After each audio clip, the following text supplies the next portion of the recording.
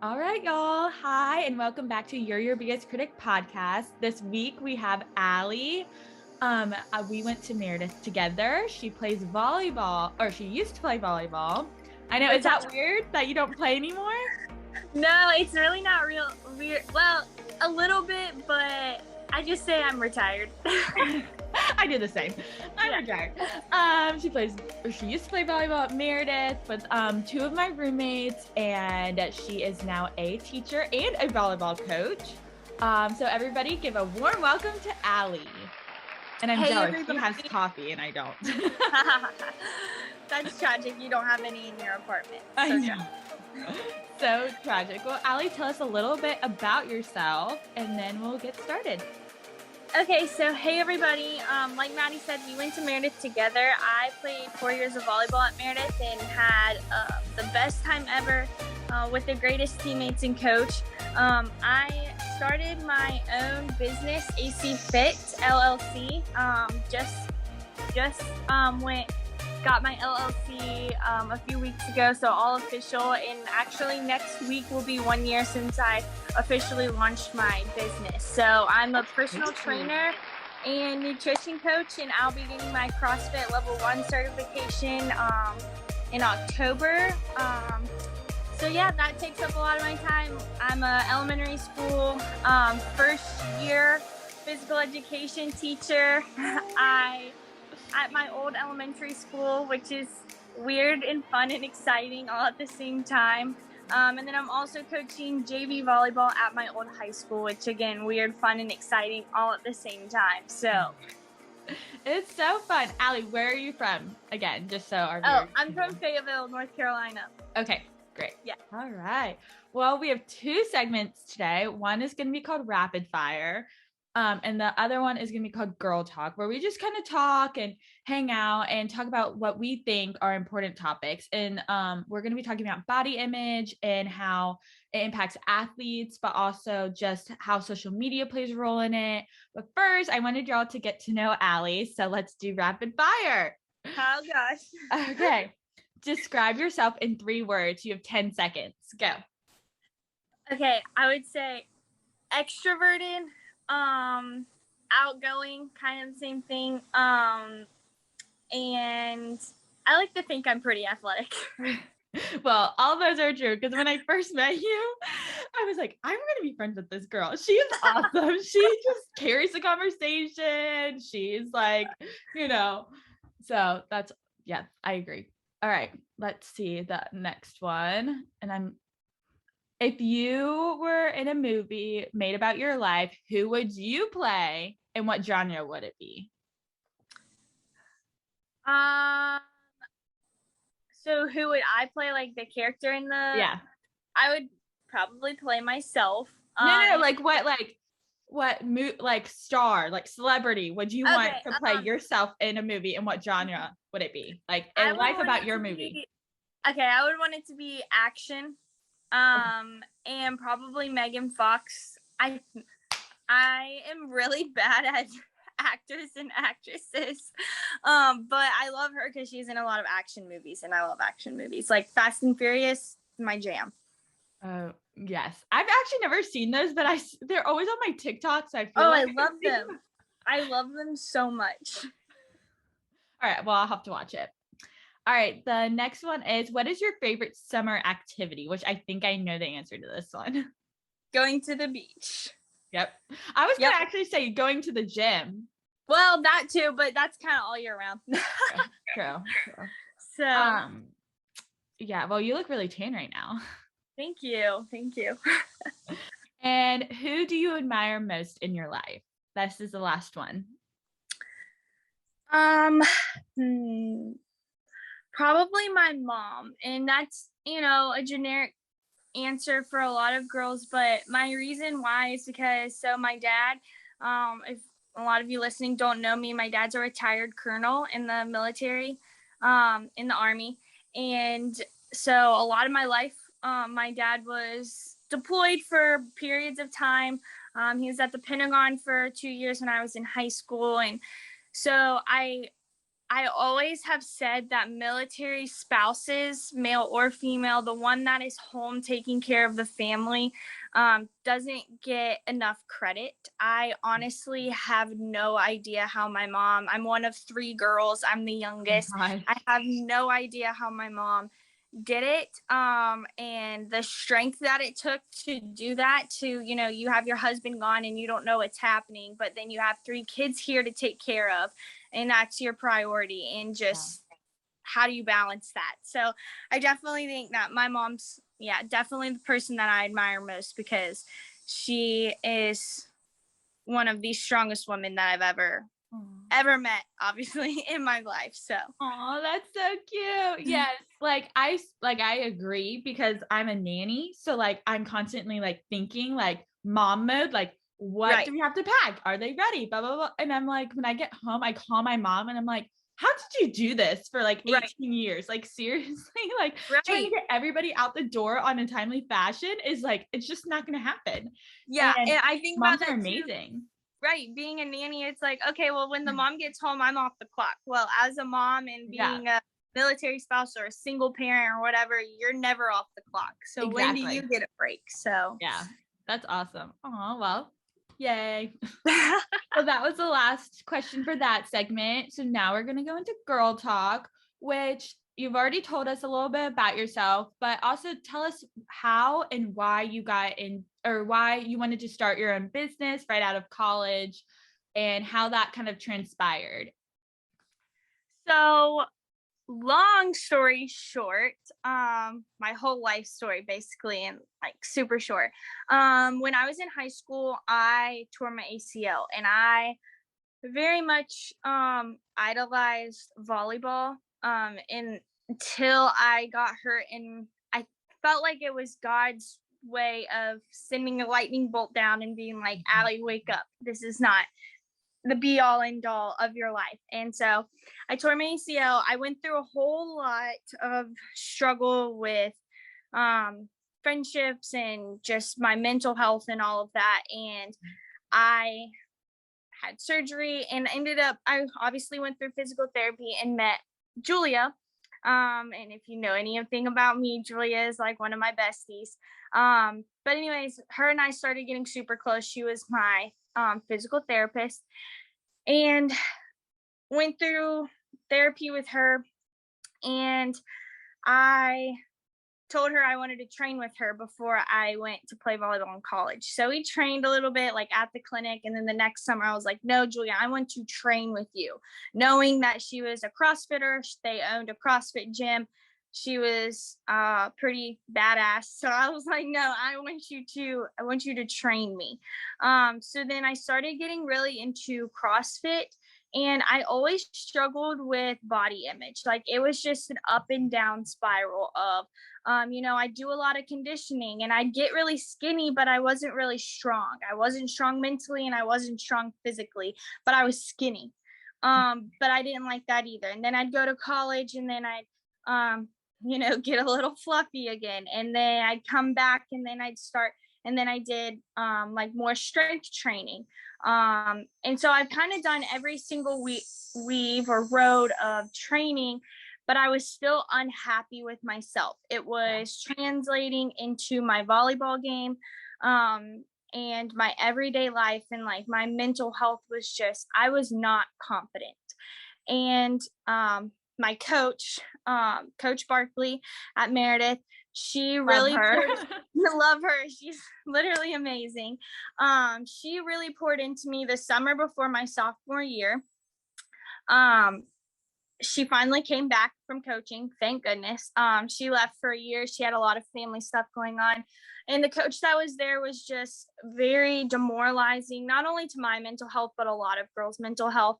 Anyways, thankfully Fiona came back, and she just really poured into me. I mean, she was like, I told her my struggles, that I was struggling, and she had me read books, and she would send me quotes, and she would send me articles. Aw. And so she would have me write quotes on my bathroom mirror, that wasn't just about volleyball, but just about life. Like she was a life mentor. And so that all got me thinking between like CrossFit with Julia and mental health with my coach and all of the above. I just started thinking like, this is what I want to do. This is what I'm passionate about. And I'm finally starting to kind of find out who I am. So fast forward to then COVID started, and I always knew that I wanted to get my personal training certifications, and it was just kind of a perfect time. And so I started training my sister to get some experience, training some family members, cousins. I always gave volleyball lessons and trainings to 3 or 4 little girls in my community. And so I got my personal training certification and nutrition coach through NASM. And then my cousin Brent helped me with, I was like, I have this vision and this is my story, and how can I translate that into helping other people that have gone through the same thing or gone through different things. So then that's how I came up with AC Fit. It kind of, COVID was a blessing in disguise for that aspect.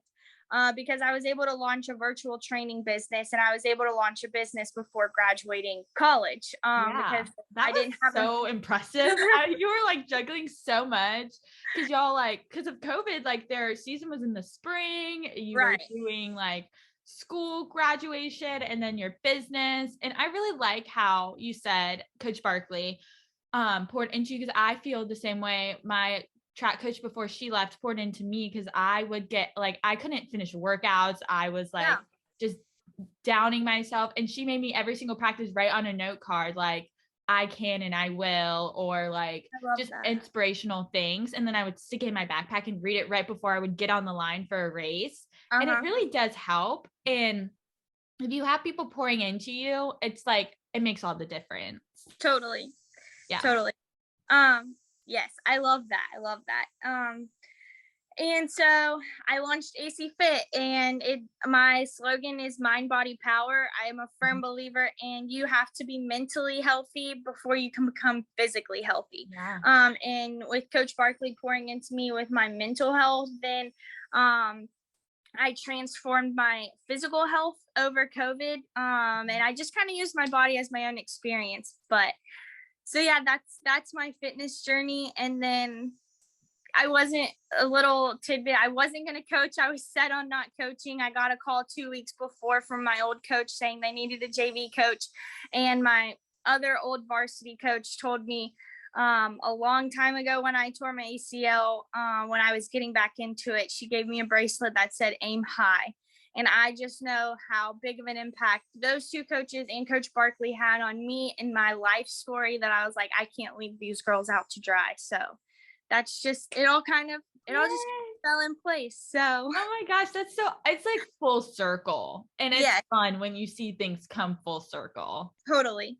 I've seen that a lot, and it's so crazy. It really is. And it's like so God and timing. And like, honestly, like, I love how you said like COVID was a blessing in disguise, because it honestly really is. Like, look at how many booming businesses have started and are gonna go and do big things. Look at social media on the rise. Look at like podcasts. Like, I've listened to so many podcasts and started my own, and it's like so fun. And like, I honestly wouldn't be able to do it without COVID, which is super weird to say, because I don't like COVID. I want things to go back to normal. It's had so much of a, it's been such a terrible thing. I'm ready for it to be over, but I also have to think of the positives, like your business and my biz and all of that, and what it's done. So well, so since you're really into like eating healthy and working out, how do you feel about social media portraying certain body types? And like, what advice would you give to high schoolers who are struggling maybe with body dysmorphia or eating disorders, or like just like trying to eat healthy but not getting anywhere and feeling discouraged because like they want to look like the next, I don't know, whoever they want to look like next? I feel like you do a really good job of, like you said, like mind is like over everything. So if you have a positive mindset, then things will start working out for you. She posts daily quotes all the time, and I love them. So yeah, how would you give any advice for high schoolers because I feel like high schoolers and college students really struggle. And I know I struggle with like trying to portray myself to look a certain way, but I'm like, that's not me. I want to be authentic myself. But we all have desires to look a certain way, and social media sometimes doesn't help it. Totally. And I will say I've worked a lot on my mental health, but as a female and even as a male as well, but females, we feel it a lot more. The body dysmorphia stuff and body image struggles. I still see that in myself every day. It's a choice that I have to make. They say in marriage, it's a choice. You wake up every day and you love that person. You choose to love that person every day. Well, you have to wake up every day and choose to love yourself. And if you're not loving yourself, who's going to love you? And so to young girls, to high school girls, my biggest thing is that healthy looks different on everybody.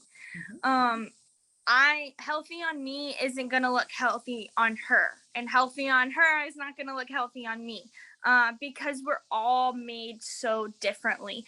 I'm tall, I'm not short. I have broad shoulders. I have to work really hard to keep weight off, but that doesn't mean that I think that gaining weight's a bad thing. It's just healthy for me, being at a healthy weight for me.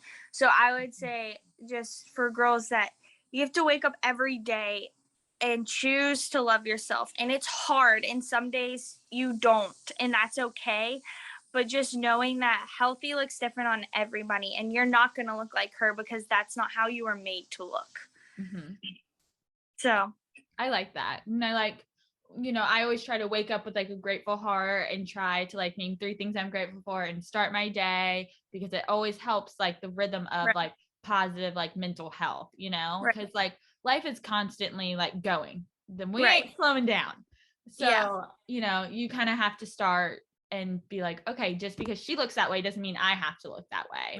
And I feel like it's very prominent in athletes too. Would you say that, like athletes? Totally. Yeah. Totally. I see myself comparing myself to a lot of CrossFit people, but I'm also like, I don't want to look like that, but they are really freaking ripped, kind of thing.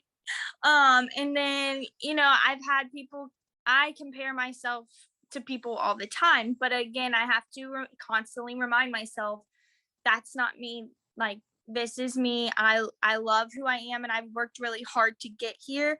But then I've also been on the flip side of people comparing themselves to me, and relationships being awkward or rocky. But again, just being that light of, I'm not supposed to look like a swimmer or a runner.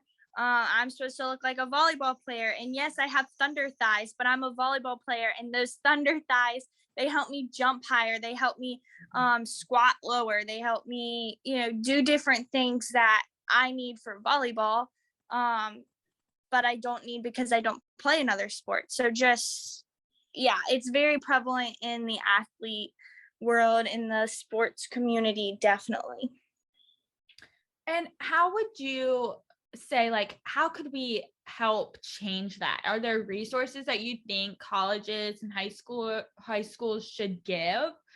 I did another podcast with one of my friends, Emily, on this, and we talked a little bit about how we think high school should like give a class on like maybe like mental health while trying to play a sport, because some coaches do a really good job, like Coach Barkley and Coach Payne, about like seeing us like struggle and wanting to help. Other coaches are like, I'm too big, it's I mean, it's not their fault, it's the school system, but that's a whole different podcast about school systems. But so like, what do you think a solution is? Because like you can talk about change till you're blue in the face, but until we actually see it, it's not going to be prominent. You're totally right. I definitely think that just implementing, so this is kind of a tangent, but not really, implementing small programs or just people to come speak to your athletes of, we've had this whole kind of shift because of the Simone Biles thing and mental health, and athletes stepping out to talk about mental health is real. And a lot of the older generation don't see that. But I feel like they do, but they don't at the same time, because of soldiers and PTSD and World War II and stuff and what they've experienced. But we have athletes in this light, whether it's a light amongst the world or a light amongst the community, athletes are in a light. It's just at different levels. So having people, either athletes or prior athletes, step out and say, no, mental health is an issue too, and mental health and physical health align. Um, Having people come speak to your athletes, talking to your athletes about it, of like, if you're struggling, come talk to me. And I feel like that's why I have seen why I was placed on my volleyball team, to lead these girls. And because they do, a lot of them have a lot going on outside of volleyball, and me being like, hey, I'm here for volleyball, but I'm also here to help you become a better person and help you through life. High And school's hard. what'd you say? I said high school's hard. Like High school is so hard, so hard. It's the worst sometimes. yeah. And then like implementing things even at a young age. Like I have talked with my guidance counselor at my school, and I think I'm going to start this thing called Girls on a Run. And it's not really anything about running, it's all about body image. So I would say it doesn't have to be some huge change that we do. It just has to be small things that we insert in different areas, just having someone come speak or doing small programs, to create a little bit of a change that will turn into something bigger. No, I agree. Yeah. I think it all starts with a conversation, and those conversations will lead to Right. other big changes. Right. And I feel like, and I'll talk about this in another podcast, but like school systems really, I feel like need to step up with like mental health and jails and like, our communities. Cause once we reach those, we can broaden and really unite and everything. Cause most people who struggle feel alone, and they're not alone. I struggle, everybody struggles. And, Right. so And if you don't, you're lying. I know. But yeah, I love how you're going to start Girls on the Run. I think that's awesome. I mean, yay. Yes, I've started looking into it. I think I'm gonna start it in the spring. But yeah, I really love that. But yeah, just having the hard conversations. Like yesterday, I you know I my the head coach and I asked the girls, like, y'all are all following me on Instagram and stuff, but then when I go look at your profile, you have 0 posts. Why is that a thing in y'all's like generation? Why do you have 0 posts? And they're like, well, if I see, the football team, if I hear that they're talking about in the locker room, or if I post my picture and I myself look at it too long, then I think that I don't look good, so I delete it. And I'm like, no, if you like it, you post it and you keep it. It's such a prevalent thing in all of social media and everything that they are living with now, that they have to overcome. So just having the hard conversation. Yeah, I love that. And I hate how they feel like they have to delete I things. I know. mean, Oh, I love Instagram, because when I started, you literally posted whatever you wanted. I didn't get right. Instagram till like 7th or 8th grade. You literally posted, just got out of the shower. Yeah. Or hanging with my bestie. And now it's like, you have to edit, you have to like add freckles to your face, or like photo tune your face to like make it look skinnier. Your jawline is like extended, and it's so sad. Like, just post whatever you want. I mean, hey, I Right. just got out of bed right now and look at me. Right. So, yeah. Um, well, my next question is, have you seen, since social media has been on the rise, and have you seen different campaigns that really are unique to body image? Like, I've seen, like, I love like Target, because like they've really been like, and there's like another one, I can't remember, it's really gonna bother me, but anyway, Target and the other one has really like done a good job about showing like people in wheelchairs who are need accessibility, and like girls with special needs, and then like different body types, like all around, like size 0 to size like 14, and I love that, because like not everybody's going to be the same, and if we were the same, we would be boring. So is there like a campaign that you really rally behind and really like, or yeah, that's my question. Um, I don't know if there's one specifically that I really rally behind. Um, I personally just try to be an advocate for women in sports, women in lifting, and just confidence in females, teens, young adults, all of that. I would just say, like, I wouldn't know. I don't think that there's like one that I really stand firm behind.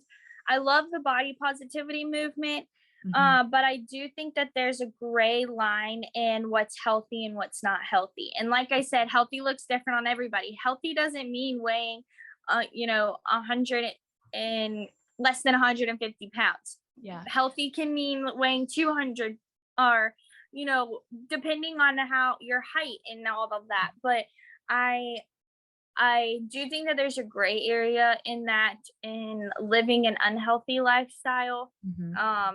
But I do love how it does promote different body types and body images and being positive about that. So like I said, I just try to be an advocate for all of that. I don't know if there's a specific movement that I'm like full-fledged, I agree with everything on it kind of thing. So well, is there one that you don't like, that you're like, this needs to stop, like this is not okay, this is unhealthy and creating unhealthy habits? Not that I can think of off the top of my head. Okay. Yeah. Sorry. No. I mean, it was just a question that popped in my head. I think I really don't like Victoria's Secret. Oh yeah. I mean, sorry to anybody who loves Victoria's Secret, but I mean, their stuff is fun, but like, I just don't like their campaign. All their models look the same. Right. They're sticks. Yeah.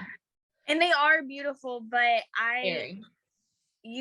I also can't look at them without thinking, what are they having to go through? Yeah.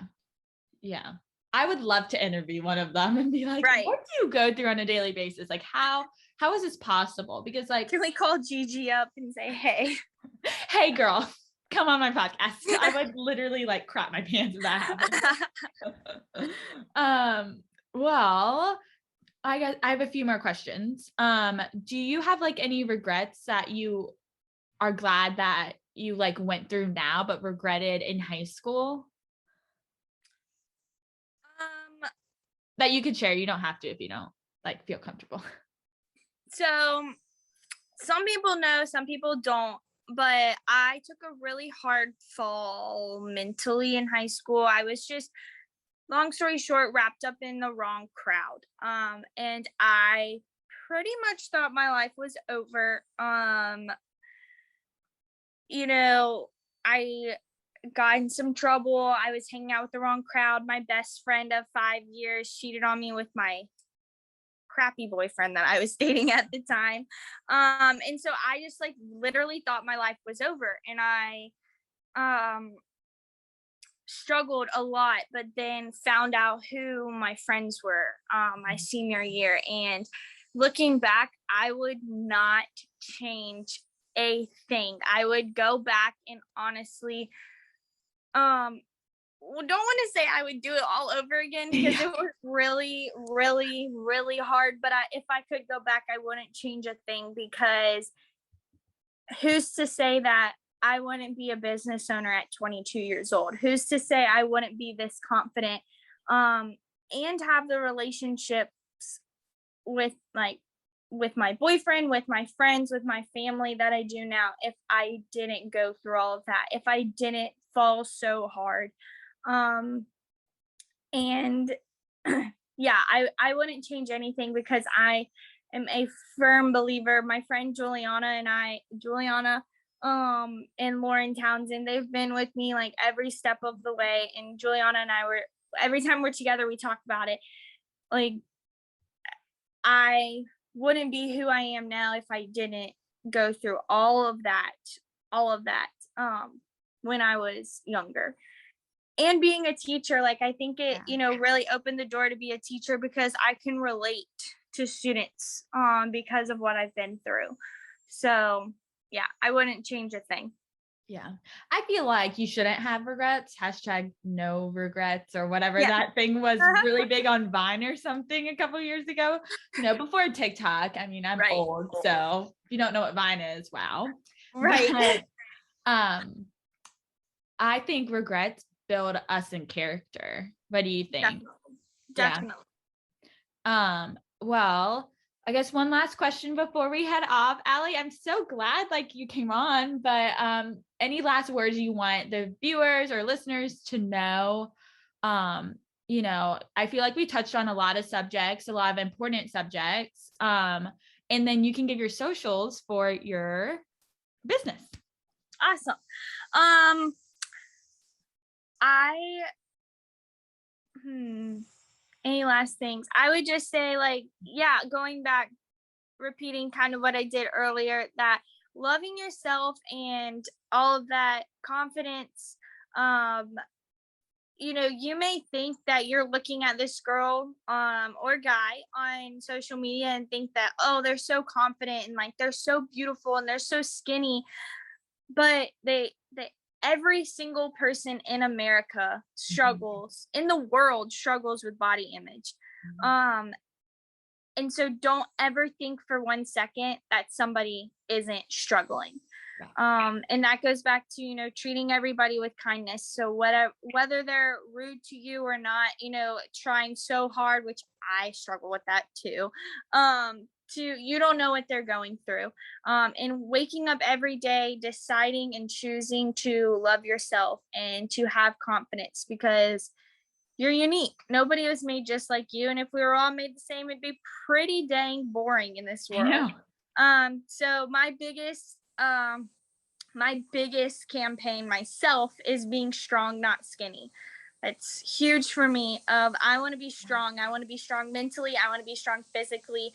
And that again creates one bodily power. So you can follow me on Instagram to follow my journey. And reach out to me if you need anything. It's Allie, ALLY Copenhaver, COPENHAVER. Kind of a mouthful, but yeah. Well, thanks, Maddie, for having me. of course, Bailey and Emma always have to be like, you mean Allie Copenhaver? And I'm like, yes, I can never say your last name. So that's why I didn't say it in the intro, because I didn't want to botch it and embarrass myself. No, it's totally fine. I get Copenhagen, Copenhagen. I'm like, yeah, I think I say all those, girls. It's fine. Well, Allie, thank you so much for coming. Remember, y'all, to be kind humans. You never know what someone's going through, and let's go be the change. Follow me on all my socials and follow Allie on her socials, and have a great week, and we'll see you guys next week. Bye. Bye. Bye.